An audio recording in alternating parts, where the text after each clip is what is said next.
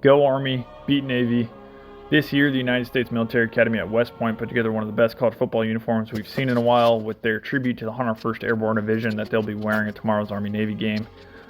Tradition is one of the best in sports, and both schools do a fantastic job every year paying tribute to past and present military units.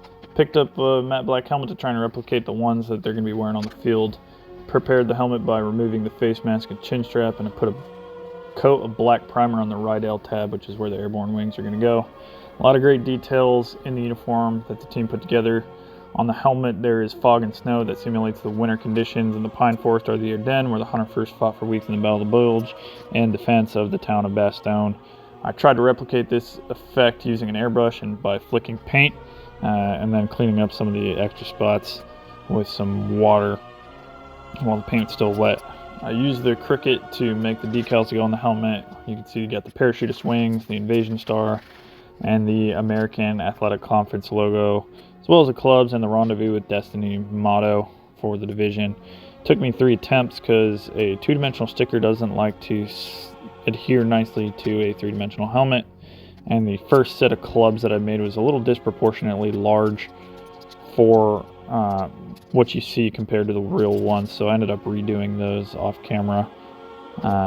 Happy with how they came out. Each regiment in the 101st Airborne Division during World War II wore a suit from a deck of cards on the helmet. I happen to chose the clubs for this because it's the best one, and because I spent a couple of years over in 327th Infantry Regiment, which was at the time of World War II a glider infantry regiment and modern day air assault infantry.